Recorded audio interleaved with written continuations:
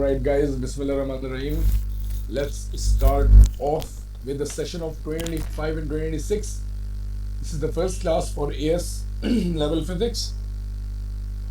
आज की महफिल हम शुरू करेंगे इंट्रोडक्शन में कि how we are gonna be completing the syllabus and then will move on the first chapter और इसमें क्या चीज़ें हैं हम लोग वो सारी बातें आज के लेक्चर में डिस्कस करेंगे. Guys, A level physics day to day पढ़ाई करोगे तो इट्स वेरी इजी, ठीक है, but if you pile it up things are gonna be really challenging क्योंकि इतना ज़्यादा कुछ है पढ़ने के लिए एंड देन विद दैट उसकी डिफ़िकल्टी इतनी ज़्यादा है कि you need to be very proficient और अपने टाइम को बहुत तरीके से जो है इसको यूटिलाइज करना होता है when it comes to your A levels. Other than that, you have got other subjects as well. उनके भी homeworks हैं since a lot of you may have chemistry, mathematics, biology. They're not a piece of cake either. So I think कि focus and efforts जो है वो बहुत ज़्यादा लगेंगी compared to what you have done in your O levels and IGCSEs. Well, we have got 11 chapters in AS and how we're going to be starting that is starting from physical quantities. That's going to be the first one. Then we'll move on to the kinematics. Then we'll go to the dynamics. Kinematics will study about the motion, movement, वगैरह. Dynamics में it's all about forces and everything. Then we'll move on to force, density and pressure. Then इसमें force, density, pressure में भी you'll study a lot of new things. Work energy power is very similar to your IGCSEs and O levels. A little difficult and थोड़ा सा उसमें चीज़ें हैं, but again काफ़ी similarity है इसमें. Then we'll move on to deformation of solids, where you'll learn a lot of new things. And then for me, I go for electricity first. Then goes chapter number 7, electricity. Moving on to the DC circuits. 9 will move on waves and then superposition. And last, I usually go for particle physics. Okay? So these are going to be the 11 chapters, and the way we're going to be completing that before your midterms, we'll be done with these 6. And after the midterms, we'll be completing the remaining 5 chapters. अच्छा, distribution को थोड़ा सा detail कर देते हैं, ठीक है. मैं कभी भी जो है रश नहीं करता हूँ, but in the month of July, most probably July end start of August will be doing this physical quantities. अगस्त का महीना and a little bit of August September, more और लेस इन दोनों महीनों में will be trying to complete kinematics and dynamics. So August and September will be completing these. October will be giving to force, density and pressure, ठीक है. इसमें moments वगैरह बहुत सारी चीज़ें हैं. एंड अगेन नवंबर के अंदर हम लोग जो है वर्क एनर्जी पावर को डिस्कस करेंगे. एंड देन दिसंबर अगर हम लोगों की फर्स्ट 15 डेज में जितना डिफॉर्मेशन ऑफ सॉलिड्स हो सकेगा उसको करेंगे, बट ये कंप्लीट नहीं होता. किसी साल हो जाता है, किसी साल नहीं होता. तो क्योंकि हमारा मकसद प्लानर के हिसाब से चलना तो है, बट अगेन आपकी समझ भी बहुत इंपॉर्टेंट है.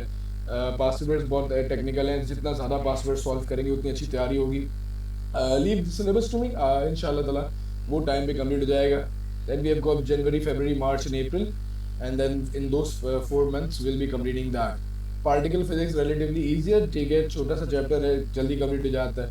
इलेक्ट्रिसिटी को थोड़ा टाइम देंगे and then waves and superposition को हम थोड़ा सा वक्त देंगे and will be completing that. तो ये समझ लें कि एक हिस्सा है सिलेबस का, तो 1-1.5 महीना पर हिस्सा. तो जनवरी, फरवरी, मार्च में will be trying to complete this and then अप्रैल में particle physics and then the early past papers completing the syllabus. That's how the syllabus is going to be. और इस तरीके से हम सिलेबस को कंप्लीट करेंगे. आज जब हम बात शुरू कर रहे हैं तो will be starting of with the first chapter, that is the physical quantities and units. Physical quantities and units और हमारा पैटर्न ऑफ स्टडी किस तरीके से होगा. आप सबके पास मेरी एक बुक होगी और वो जो बुक आप लोगों के पास होगी that is more like this, ठीक है. यू विल हैव ये नोट्स एंड वर्कबुक का एक कॉम्बिनेशन है जो आप लोगों के पास होगा. बहुत सारी ऐसी इंफॉर्मेशन जो आप लोगों को समझनी है वो इसमें ऑलरेडी रिटन है. बहुत सारी ऐसी चीज़ें जो मुझे लगता है कि आप लोगों को लिखनी चाहिए क्लास के दौरान, वो उसकी जगह उसमें एम्प्टी है. न्यूमेरिकल्स की जगह इसमें एम्प्टी है ताकि वो साथ साथ सॉल्व करके अपने कॉन्सेप्ट्स को बहुत बेहतर बनाया जा सके. लंबी लंबी कहानियाँ लिखने का इसमें कोई वो नहीं होता क्योंकि लेक्चर्स डेफिनेटली टाइम हमारे पास लिमिटेड है. We have got 2 classes per week. Academies में तो हम लोगों को उससे कदरे बेहतर है कि हम वो चीज़ करें जो कि आपके फ़ायदे में आए, जो बहुत बेनिफिशियल हो, और इस तरीके से हम जो है इस सिलेबस को कंप्लीट करेंगे. You will get this book all the chapters. उसमें बहुत सारी जगहें खाली past words and then there are lot of estimations वगैरह जो भी चीज़ें हैं, then will be covering that more less अपने गिवन टाइम में. अच्छा, तो अब हमारे पास जो है, without wasting any time, let's move on to the first chapter. The first chapter, जिसको हम लोग फिजिकल क्वांटिटीज एंड यूनिट्स बोलते हैं, इसको सिलेबस में 4 हिस्सों में डिवाइड किया गया है. पहला फिजिकल क्वांटिटीज का, देन एसआई यूनिट्स का, errors and uncertainties, scalars and vectors. तो ये चारों डिफरेंट एस्पेक्ट्स हैं. इन चारों के क्वेश्चंस बहुत डिफरेंट तरीके से आते हैं. They 4 different ways to do this, और उसको हम लोग एक एक करके जो है स्टडी करेंगे. आज मैं अपनी जो है लेक्चर का आगाज़ करूंगा फिजिकल क्वांटिटीज एंड यूनिट्स और एसआई यूनिट्स के उससे. अच्छा, starting of, what is physical quantity? The term physical quantity basically indicates कि एक ऐसी क्वांटिटी जो मेजर की जा सके और उसका यूनिट हो. फॉर एग्जांपल, मैं कहता हूँ 10 मीटर्स, तो 10 इज बेसिकली अ नंबर जिसमें वो चीज़ मेजर की जाती है. Metre is a unit. So distance itself is a physical quantity जो कि मेजर की जा सकती है.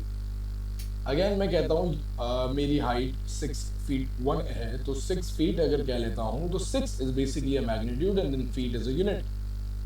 सिमिलरली अगर मैं आपको कह देता हूँ कि हमारे पास the car is moving at a speed of 30 meters per second, so this 30 is basically speed and then meters per second is the unit. So all these quantities that can be measured and has a unit are called physical quantities. यहाँ तक की बातें हमें पता चल गई. अब guys, बात यहां से आगे बढ़ाते हैं कि there are two types of physical quantities. The first one is the base quantity, जो कि एक base quantity होती है. That is the initial quantities जो फर्दर डिवाइड नहीं हो सकती. इन क्वांटिटीज की मदद से बाकी सारी क्वांटिटीज बनाई गई, और जो क्वांटिटीज बनाई गई they are referred to derived quantities. अगर लफ्जी डेफिनेशन की बात करें तो base quantity can not be express in any other quantity. And आप अपने ओ लेवल्स और IGCSEs के पहले लेक्चर पे जाओ तो आप SI बेस क्वांटिटीज का चैप्टर पढ़ते थे, and then you discuss these 7 quantities over there. इसमें हमारे पास mass, length, time, temperature, electric current, amount of substance and luminous intensity. These are दो 7 क्वांटिटीज जो बेस क्वांटिटीज की डेफिनेशन में एग्जिस्ट करती हैं, and these units are SI base units. Guys, mark my words, examiner आपसे 2 चीज़ें exam में पूछ रहा होता है. पहली चीज़ जो पूछ रहा होता है दैट इज बेस क्वांटिटी, और अगर वो बेस क्वांटिटी पूछ रहा होता है तो what you are suppose to answer is these 7 quantities. And second वो पूछ रहा होता है बेस यूनिट्स, और अगर वो बेस यूनिट्स पूछेगा तो आप यूनिट्स को लिखोगे एज एन आंसर. तो ये 2 चीज़ें जो है एग्जामिनर पूछ रहा होता है पेपर में फॉर 2 marks. इनिशियली क्वेश्चंस में आप देखोगे ये पहला पार्ट 2 नंबर का पूछता जा रहा होता है. तो ये आपने याद रखना है कि बेस क्वांटिटीज जो है हमारे पास कौन सी होती हैं एंड बेस यूनिट्स कौन से होते हैं. अच्छा, फिर जो चीज़ हमारे पास आती है, they are derived quantities, and these derived quantities are derived from the base quantities. ठीक है, for example area. Metre was a base quantity, but meter square is a derived quantity, which is the base as a unit of area. Similarly, acceleration is measured in meters per second square. Velocity is measured in meters per second. Speed is measured in meters per second. It has more than one base quantities combined. So these are all quantities that comes under the heading of derived quantities. इसमें density आ जाती है, kg per meter cube, speed आ जाती है, meters per second acceleration, there are many more. Current तो base है, voltage is a derived quantity, force is a derived quantity, specific heat capacity is a derived quantity, and similarly there are many more. ठीक है, इन 7 के अलावा जितनी भी चीज़ें आप लोगों ने पढ़ी वो सब derived quantities की definition में आती हैं. ठीक है जी. There are some common examples and common base quantities and derived quantities that are asked in the examination. So some common derived quantities that are asked in the examinations, इनको हम लोग जो है पढ़ेंगे और इनके बेस यूनिट्स निकालेंगे. Exam में वो बोलता है कि express force in terms of their base units, या express pressure in terms of their base units, या work done in terms of their base units. तो ये सारी चीज़ें जो है हम लोग अभी डिस्कस करते हैं और उनके एक्चुअल यूनिट्स और बेस यूनिट्स क्या हैं वो देखते हैं. This is the first part moving on to the AS levels. Force. अच्छा, कभी भी ऐसा क्वेश्चन आएगा तो you will write the formula down that force is equals to mass times acceleration. आप याद रखेंगे that since mass is measured in kilograms and acceleration is measured in meters per second square, तो when you combine that two, तो ये kg meters per second square becomes the base quantity. किसी भी base unit के base unit में होने के लिए उनके अंदर जितने भी यूनिट्स हैं they are to only suppose to be in the 7. इसके अलावा उनका कोई यूनिट उसमें एग्जिस्ट नहीं कर सकता. केजी, मीटर्स और सेकंड ये तीनों इसमें एग्जिस्ट करते हैं. दैट मीन्स फोर्स की ये जो यूनिट्स हैं ये उसकी बेस यूनिट्स कंसिडर किए जाएंगे. अगर फोर्स की एक्चुअल यूनिट की बात करें तो फोर्स हमारे पास न्यूटन्स में मेजर की जाती है and that's what we have all studied. So basically Newton is equal to kg meters per second square. That's first. Moving on to the pressure. अच्छा guys, force के बाद जो second base quantity discuss करने जा रहे हैं that is pressure. हम सबको pressure का formula पता है that pressure is basically equal to force per unit area. अच्छा, ये जो knowledge है जो O levels के formula वगैरह की ये आपको आनी चाहिए क्योंकि this is very important for A levels. ये फॉर्मूला हम लोग डिस्कस करेंगे सिलेबस के अंदर, बट अगेन बहुत सारी ऐसी चीज़ें हैं जो आपको पता होनी चाहिए जो प्री रेक्विजिट रिक्वायरमेंट है. तो काइंडली उन चीज़ों को मद्देनजर रखिएगा कि यार अगर आप लोगों की कॉन्सेप्ट अभी भी वीक हैं तो यू हैव गॉट द समझ. चीज़ों को आप कवर कर लें ताकि आप ए लेवल्स में इतना डिस्टर्ब ना हो. ठीक है. Force again mass into acceleration होती है and then area is area. So area की जगह मैं लेंथ इनटू ब्रेथ फिलहाल लिख देता हूँ. आप डायरेक्टली एरिया का यूनिट मीटर स्क्वायर लिख सकते हैं. ठीक है. Mass is measured in kilograms, acceleration is measured in meters per second square, whereas area is length into breadth, so meters multiplied by meters. This meters cancel out. ये meters denominator में ऊपर जाके power negative हो जाएगी. That means kg n to the power -1 s to the power -2. This is the SI base unit of pressure. And pressure का actual unit pascals होता है जो हम लोग पढ़ते हुए आ रहे हैं हमेशा से. ओ लेवल से ग्रेड 9 से ही पढ़ते हुए आ रहे होते हैं. प्रेशर तो C1 में ही करवा लिया जाता है. अच्छा, then we have got work done. अच्छा, वर्क डन को मैं थोड़ा सा डिफरेंटली सॉल्व करता हूँ क्योंकि work done, energy and all kinds of energy they are same thing. सबके बेस यूनिट्स भी सेम आने चाहिए. Work done is force into distance. ठीक है जी. Which is equal to energy that was half mv squared which is equal to energy that is mgh. ठीक है. इन तीनों के यूनिट सेम आएंगे. Let's solve it up. ये ज़रा इंपॉर्टेंट है. वो काइनेटिक एनर्जी पूछे, ग्रेविटेशनल पोटेंशियल एनर्जी पूछे या वर्क डन पूछे, इन सब के बेस यूनिट सेम होंगे because they are all measured in joules और इन सब के यूनिट सेम ही आते हैं. अच्छा, सिंस हम लोग फोर्स का यूनिट अभी निकाल चुके हैं that is kg ms-2 and then distance है तो दैट्स मीटर्स. सो इधर हमारे पास जो यूनिट बनता है दैट इज kg m²s-2. ये वर्क डन के फॉर्मूले से बनता है. लेट्स चेक कि बाकी सब फॉर्मूला से भी यही यूनिट बन रहा है कि नहीं बन रहा. अच्छा, हाफ इज अ नंबर, तो हाफ इस यूनिट्स की कैलकुलेशन में कोई इन्वॉल्वमेंट नहीं होती इसकी. Mass is measured in kilograms. ठीक है, मैं रेड से करता हूँ इसको. ठीक है, क्योंकि कलर्स डिफ्रेंसिएशन हो सके. And then since v is the speed या वेलोसिटी तो स्पीड का स्क्वायर हो जाएगा. You can clearly observe m की पावर 1s स्क्वायर हो जाएगी तो m square and s to the power -2. Kinetic energy के फॉर्मूले से भी we are getting the same base unit.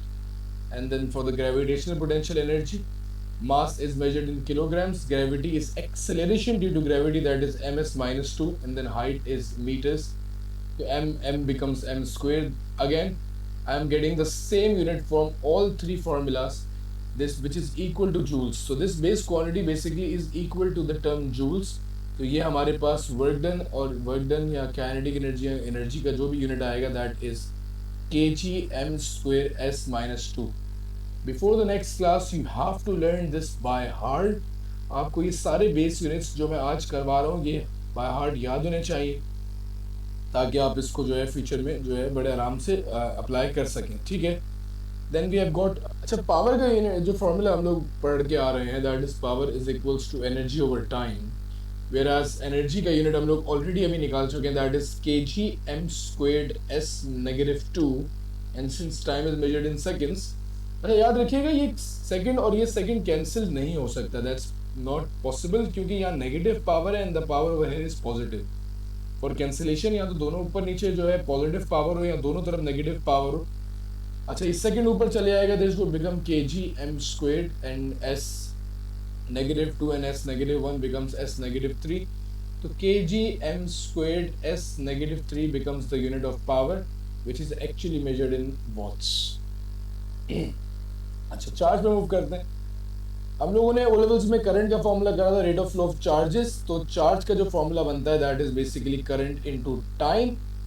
Since current is a base quantity which is measured in amperes and time is again a base quantity that is measured in seconds, तो आपका जो charge का unit बनता है that is ampere seconds which was measured in coulombs।